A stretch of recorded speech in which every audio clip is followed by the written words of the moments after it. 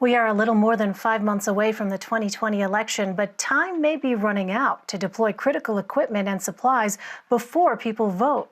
According to a report by the Brennan Center for Justice, state and local election officials must begin making critical purchases soon to ensure free, fair, and safe elections during the pandemic. Let's bring in Edgardo Cortez. He's an advisor to the election security team at the Brennan Center for Justice. Edgardo, thanks very much for being with us.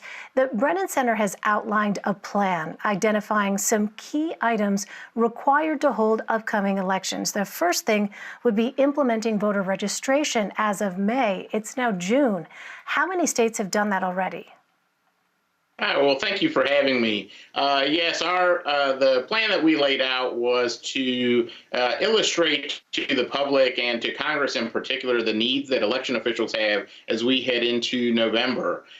We have a number of states that have started work and have been doing work on both voter registration and online absentee requests. We had Kentucky, for instance, which set up in very short time, in about a month's time, a portal to allow voters to request an absentee ballot.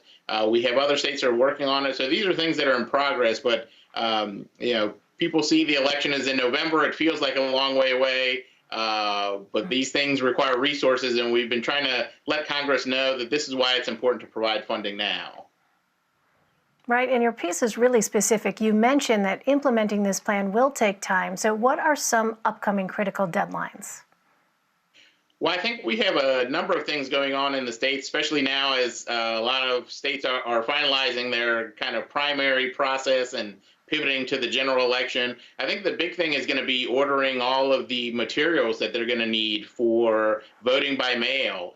Whether it's called absentee voting or voting by mail or whatever terminology the state uses, they're going to need a lot of ballots and a lot of things like envelopes that need to be specially printed, require a lot of lead time to put together. And there's a very kind of small universe of vendors that provide these services. So that's probably one of the biggest things coming up for states to be looking at and placing orders for. There's also, as you mentioned, the voter registration, online voter registration, also absentee request systems that to allow people to do this online and to interact and put in their requests online in a safe and secure manner. So have any deadlines passed already? Well, I think certainly the closer we get to the election, the harder it's going to be to do things like order additional voting equipment, for instance, things like putting into place big changes in voter registration systems. So what's going to happen is if states aren't able to do these things in the appropriate time frame, they still need to get done. And then it's going to go from an issue of needing financial resources to purchase equipment and technology to get this done, to having to shift and provide a lot of additional resources to pay a lot more staff and bring on and train a lot more staff to be able to do these things manually as we get closer to the election.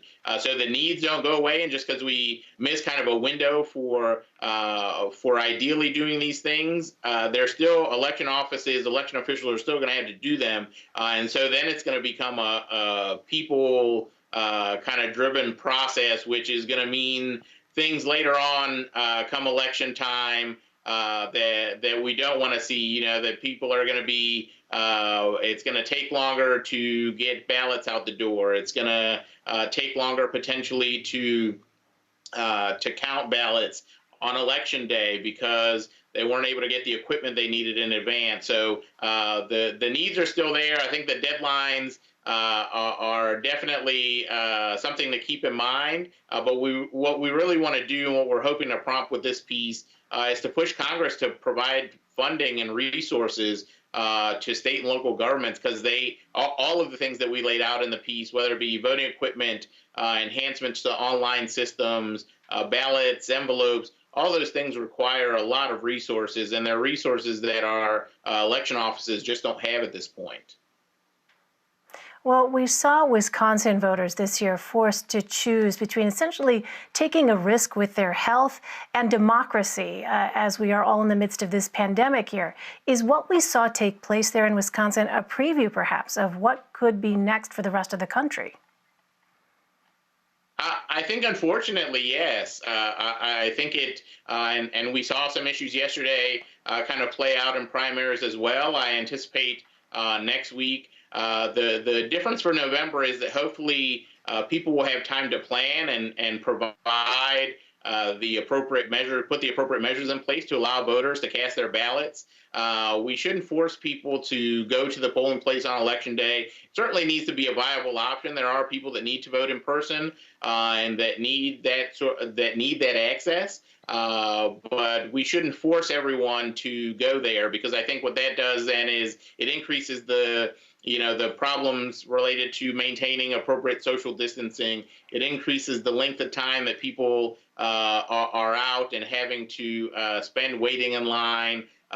We've seen the reduction in polling places create just hours-long lines, and these are things that voters should not have to be subjected to. You shouldn't have to go out in the midst of a pandemic and spend hours and hours in line waiting to cast a ballot just to exercise your right to vote. The election offices and elected officials should be doing whatever they can to really facilitate people voting in advance of the election, by mail, early voting, all sorts of different options to really reduce that stress and make it so that voters don't have to make that choice between their health and exercising their right to vote. So much at stake. Edgardo Cortes for us. Edgardo, thanks very much for your time. Yeah, thank you for having me.